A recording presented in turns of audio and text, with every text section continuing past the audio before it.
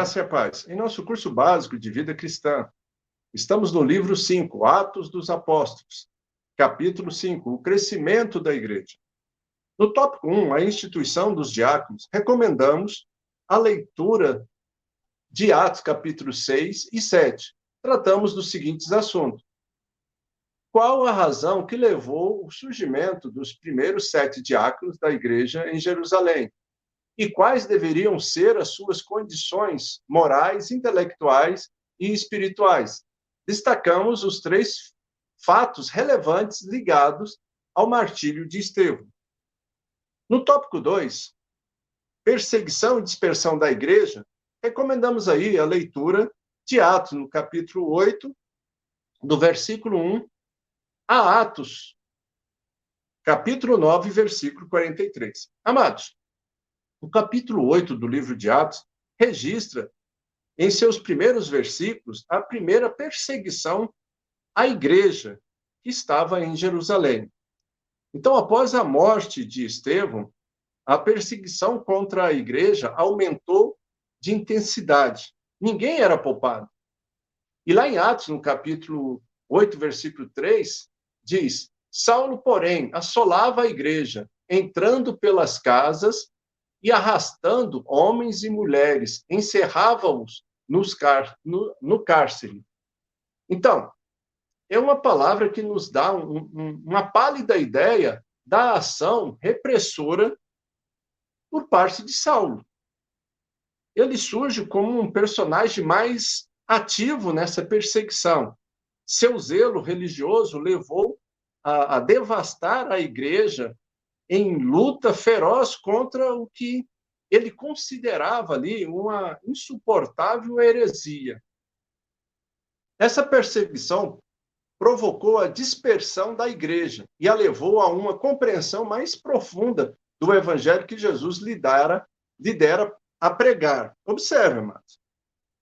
Ela contribuiu também para alargar a visão quanto à magnitude da obra que Deus lhe confiara através da pessoa de Jesus Cristo. Bom, de fato, em Jerusalém, a igreja já era respeitada como uma grande potência, porque havia crescido muito. E o último mandamento de Jesus aos seus discípulos era que o evangelho fosse pregado ao mundo inteiro. Ok? Então, agora, pela provisão divina, essa perseguição projetou a ação missionária da igreja. A afirmativa de Lucas de que todos foram dispersos pelas regiões da Judéia e Samaria, exceto os apóstolos, como está registrado no versículo 1. Então, tem deixado, assim, perplexos muitos leitores de Atos. Devemos entender, porém, que estava esta nova perseguição sobre a influência de Saulo tinha um caráter inteiramente diverso e visava um grupo específico. Ele estava perseguindo quem? Mais os helenistas, provavelmente por estarem mais ligados ali a Estevão. Então, esse ataque levou a comunidade cristã de Jerusalém, com os seus milhares de membros, a se dispersar. Então, antes de nós entrarmos no ponto da segurança, observe. Era 120 que estavam orando, receberam o batismo, chegaram a quase 3.000. Depois, na pregação da cura do coxo, chegaram a quase 5.000. E a palavra diz que o Senhor ia acrescentando, ia aumentando. Aí, de repente, né? A igreja ali, talvez, vamos deixar arredondado dos seus 5.000 membros, 5.012 membros. No dia seguinte, só tinha os 12 apóstolos. O restante, tudo havia se dispersado. Para quê? Buscando a segurança para as suas vidas. Então, espalharam-se por toda a Palestina. Toda a Palestina. Os cristãos com o coração cheio de fé e fervor, começaram a levar o evangelho por onde quer que eles passassem ou fossem. né? Alguns deles chegaram à grande cidade de Antioquia, lá na Síria. Então, nessa cidade, em meio a uma população grega, os exilados tornaram Jesus conhecido tanto dos gregos como dos judeus. Vamos conhecer um pouco de Antioquia, amados? Antioquia foi fundada cerca ou aproximadamente no ano de 300 a.C., por Seleuco I, Nicator, né? Após a sua vitória sobre Antígono, em Issus, em 310 a.C. Só para relembrar aqui, amados, como nós estamos antes de Cristo, o calendário ele decai, né? Então, a batalha ocorreu em 310. Aí veio 309, 308, 5, 4, 3, 2, 300. Antioquia foi fundada. Só para você ter a noção. Então, o calendário antes de Cristo, ele decresce. Depois de Cristo, ele cresce. Ok? Só para termos aí uma compreensão melhor. Então, era a mais famosa das 16 Antioquias estabelecida por Seleuco, em memória de seu pai, Antíoco, ok? E observe, essa cidade ela foi edificada no sopé do Monte Sifo, dava vista para o rio Orontes e era um orgulho ali, porque ele estava bem posicionada, né, em um porto ali marítimo, o Seleucia Pieria, ok? Então, observe. Então, apesar da população de Antioquia sempre foi mista, Joséfo registra, o Joséfo, o historiador, contemporâneo ali de Jesus, registra que os seleucidas encorajavam os judeus a emigrarem para ali, em grande número, dando-lhes plenos direitos de cidadãos.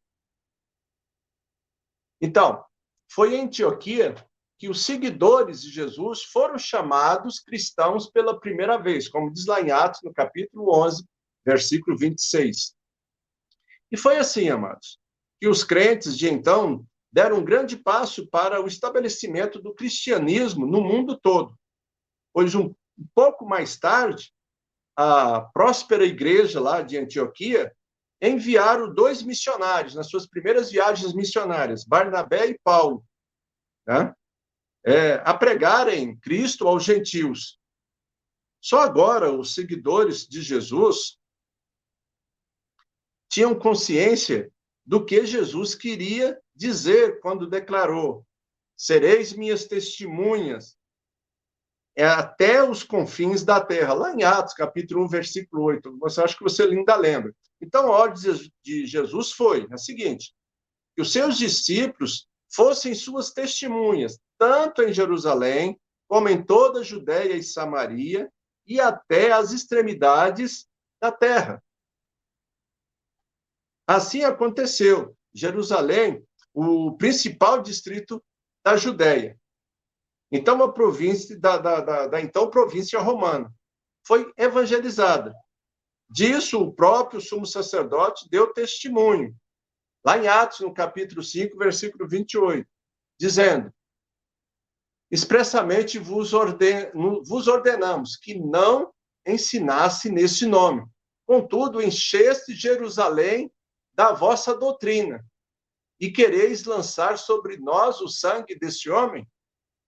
Observe, ele mesmo declara que a doutrina de Jesus havia contaminado, vamos dizer assim, ou tomado conta de Jerusalém. Então, era necessário ainda alcançar toda a Judéia, né?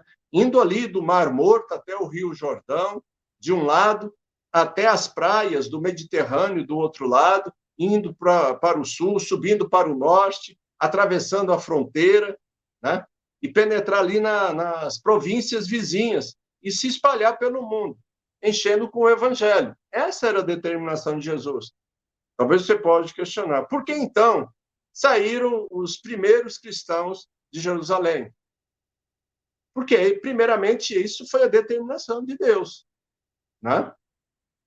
Primeiro em Jerusalém, e depois ia Judéia, Samaria e crescendo. Mas num primeiro momento, eles quiseram ficar ali, todo mundo como eclésia, reunidos ali numa só comunhão. Veja bem, o prestígio dos apóstolos tomaram vultos, amado. E os pobres, sobre a proteção e socorro dos irmãos abastados, se sentiam amparados e felizes. Então, não queriam abandonar aquilo. Mas, para cumprir a imutável vontade de Deus, sobreveio a perseguição. Então, houve a permissão de Deus para essa perseguição. Tá? A história conta como os adversários se tornaram instrumentos na realização do plano divino, dizendo que, morrendo Tibério, Jerusalém ficou 2 anos sem governador imperial, enquanto que os partidos religiosos lutavam ferozmente ali pelo poder. Ok? Essas lutas trouxeram dias amargos aos lares cristãos, quando mulheres, velhos e crianças sofreram terríveis ultrajes, numa tentativa de forçá-los a negar, a renunciar a Cristo. Os que se recusavam eram açoitados, e não poucos foram mortos, amados. Então, a perseguição era ferrenha. Então, como resultado da perseguição e dispersão da igreja, Filipe, um dos 7 diáconos da igreja em Jerusalém, partiu para Samaria. Tá? A população ali samaritana passou a ser evangelizada por ele. Até então, o evangelho fora anunciado só aos judeus em Jerusalém. Então, tal foi ali o êxito alcançado por Filipe, que os apóstolos em Jerusalém resolveram enviar Pedro e João para verem de perto o que ali ocorreria, né? Lá chegando, amados, os dois não tiveram dúvidas da conversão dos samaritanos. Então, os apóstolos, impondo as mãos sobre eles, foram cheios do Espírito Santo, da mesma maneira, da mesma forma, como aconteceu com 120 no dia de Pentecostes. O episódio de Simão, popularmente chamado o Mágico. Digno de destaque, amados. Nós vamos conhecer um pouco da história dele. Ele era um mágico que infundia no povo um certo temor com seus poderes estranhos e espantosos. Então, perplexo diante ali dos milagres operados por meio de Filipe, Simão creu e aceitou o Senhor Jesus, como diz em Atos, no capítulo 8, versículo 13. O próprio Simão abraçou a fé e, observando, extasiado, os sinais e grandes milagres praticados. Ok? E Lucas, ele emprega a sua expressão regular, creu. E não há razão para duvidar da sinceridade de Simão até este ponto. Mas vamos ver o que aconteceu. Mas, em dado momento, Simão demonstrou que não deixara de lado a prática pagã da magia. Ele se impressionara com o fato de que o poder de Deus pudesse ser transmitido pela imposição de mão dos apóstolos. Aí, acreditando que com o dinheiro compraria esse poder ou o segredo do sucesso dos apóstolos, e assim se tornaria muito mais popular do que antes. Entenda, amados. Observe por que no começo a igreja teve que ser mais rígida nas ações. A igreja passara pela triste experiência de perder Ananias e Safira, que procuraram perverter a pureza da comunhão. Estava agora diante de um novo problema, prometendo pagar com dinheiro o direito de possuir o poder dos apóstolos. Simão revelou quão indigno era ele diante de Deus.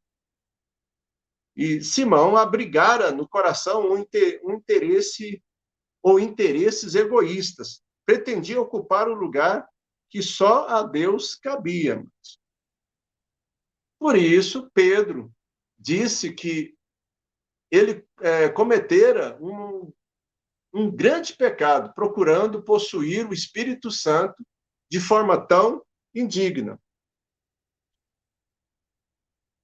E aterrorizado diante das duras palavras do apóstolo Pedro, Simão rogou que o apóstolo orasse por ele no sentido de que não fosse atingido pelo castigo divino.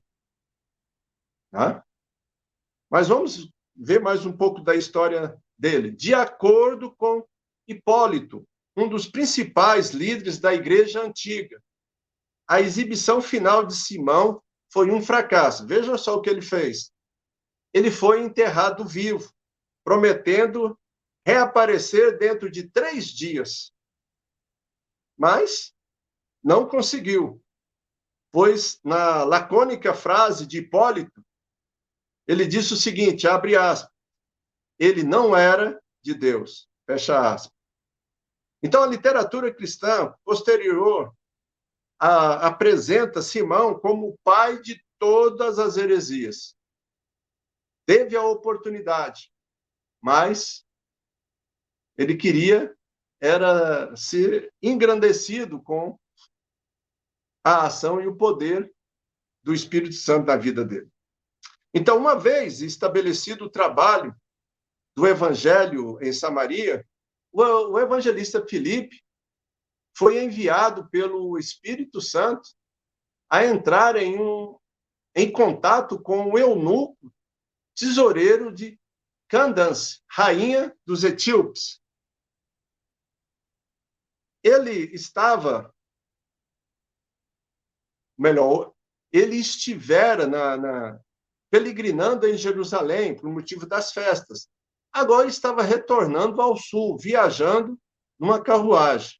Enquanto viajava, ele lia ansiosamente em voz alta a maravilhosa profecia do servo sofredor, lá em Isaías, no capítulo 53. Mas era ali necessário um intérprete da palavra. E Deus já havia providenciado. Por isso, Deus enviou Filipe, o qual anunciou-lhe Jesus. Então, após ouvir a exposição de Filipe, o eunuco aceitou Jesus como Salvador, pediu para ser batizado e, após, seguiu o seu caminho em gozo. Né?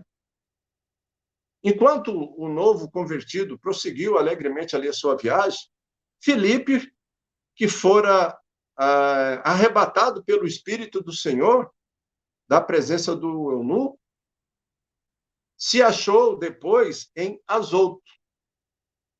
Né?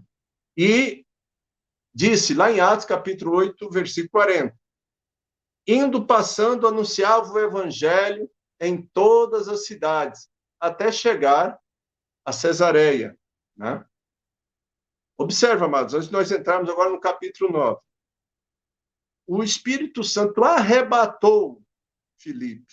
Entenda isso. Né? Porque ele foi arrebatado dessa posição e, de repente, ele apareceu a uns 700 quilômetros de distância dessa localidade. O Espírito levou ele para lá, para ele continuar a obra missionária. Né? Ok? E aqui no capítulo 9 do livro de Atos, narra a conversão daquele que seria ou que viria a ser conhecido como o apóstolo dos gentios. É interessante, amados, mas pouco se sabe a respeito desse intrépido homem, desde o seu nascimento até o seu aparecimento ali em Jerusalém, como terrível perseguidor dos cristãos. Embora fosse da tribo de Benjamim, era um zeloso membro da seita dos fariseus. Era cidadão romano por ter nascido na cidade grega de Tarso, na Ásia Menor, na época pertencente ao Império Romano. Então, Saulo teria sido levado para Jerusalém quando ainda criança, onde foi educado aos pés de Gamaliel, doutor da lei e membro do Sinédrio. E Paulo sempre o reconheceu como o seu professor, ok? Mas, tal qual o próprio Estevão, Saulo teria percebido a impossibilidade de conciliação entre a velha e a nova aliança. A aliança da lei e a aliança da graça. Então, para Paulo, a lei de Moisés tinha validade eterna. E o templo de Jerusalém, ela era inatingível, santuário do Senhor dos Exércitos. Né? Então, entenda, em seu coração abrigava, pois, um grande rancor contra ali os cristãos, que tinham como mensagem principal Jesus Cristo ressuscitado e feito Messias e Senhor. E eles não aceitavam isso. Assim, não só se empenhou no extermínio do cristianismo em toda Jerusalém, como também foi ao encalço daqueles que haviam fugido para Damasco, a fim de trazê-los de volta a Jerusalém, onde seriam julgados e condenados à morte. Amém? Então vamos lá. De posse de documentos fornecidos pelas autoridades religiosas de Jerusalém, Saulo marcha altivamente para Damasco, à procura dos seguidores do caminho. Esse caminho aqui, amados, era como era conhecido a igreja primitiva. Ela era chamada de a seita do caminho, ok? Então, aproximando-se da cidade, um jato de luz sobrenatural e poderoso cegou-lhe e fê-lo cair por terra, sobre o som de uma voz que dizia, Atos capítulo 9, versículo 4, a parte B, Saulo, Saulo, por que me persegues? Então, humilhado e lançado ao pó, esse grande fariseu indaga, quem és tu, Senhor? Que queres, Senhor, que eu faça? Respondendo, disse o Senhor, Jesus Cristo, eu sou Jesus, a quem tu persegues, mas levanta-te e entre na cidade, onde te dirão o que te convém fazer. Atos, capítulo 9, versículo 5, a parte B e versículo 6. Então, tal disposição de Saulo de ouvir e obedecer à voz de Jesus fez dele o principal arauto do evangelho no mundo de então. Já no versículo 11, nós vemos ali o discípulo Ananias é enviado por Deus à presença de Saulo, que cego fora conduzido pelas mãos, conduzido pelos varões que o acompanharam à rua direita em casa de Judas. Ali Saulo orava e em visão viu Ananias, o qual punha sobre ele as mãos para que voltasse a ver. Ananias, a princípio, se mostrou temeroso, pois que Saulo era bastante conhecido por seus terríveis feitos, né? Mas somente após o Senhor falar que Saulo agora lhe era um vaso útil, foi que Ananias aceitou ir ao encontro do mesmo. Okay? Então, como resposta à oração de Ananias, o Senhor sarou os olhos de Saulo, o qual também foi batizado e cheio do Espírito Santo. Agora, imagina, amados, nós podemos calcular a grande confusão que se apoderou das mentes dos judeus. Todos estavam atônitos diante da transformação experimentada por Saulo. Tão grande foi a transformação que teve que agora ele mesmo pregar o Cristo daqueles ao qual antes perseguia. Então, de perseguidor que era, Saulo agora era perseguido por defender a mesma causa que antes procurou destruir. Olha a transformação que o Senhor faz. Amém? Então, tão grande era a fúria ali dos judeus não cristãos contra a pessoa de Saulo que o mesmo teve de fugir de Damasco. E se você ler o capítulo 9, você vai entender melhor essa história. E somente 3 anos depois da sua conversão é que Saulo voltou a Jerusalém, onde passou 15 dias com Pedro, avistou-se também com Tiago, o irmão de Jesus, está registrado lá em Gálatas, no capítulo 1, versículos 18 e 19, e seu contato com esses e com outros cristãos teve de ser facilitado por Barnabé, pois os próprios discípulos tiveram dificuldade em crer na autenticidade da sua conversão. E assim, Barnabé, né, lá em Atos capítulo 9, versículo 27, a parte B, diz: tomando consigo, trouxe-o aos apóstolos e lhe contou como no caminho ele vira o Senhor e lhe falara. Amém? Porém, quando se pôs a pregar nas sinagogas de Jerusalém, como fizeram em Damasco, 3 anos antes, teve que ser retirado da cidade por medida de segurança. Vamos lá, escreveu Lucas, lá em Atos, no capítulo 9, versículo 31, a parte A. Assim, pois, a igreja teve paz. Mas vamos entender essa expressão, né? Parece que ela está meio assim, perdida dentro do contexto, mas observe. Isso quer dizer que a primeira grande onda de perseguição da igreja chegava ao fim, com a conversão de Saulo, né? Que era o perseguidor-chefe. Então, a igreja estava sendo fortalecida à medida em que vivia no temor do Senhor e com as forças otorgadas pelo Espírito Santo. E assim continuava a crescer em número. Então, começou uma nova fase na obra da expansão da igreja, quando se viu forçada a tomar uma decisão quanto à sua atitude para com aquele que, ou melhor, para com aqueles que não eram judeus.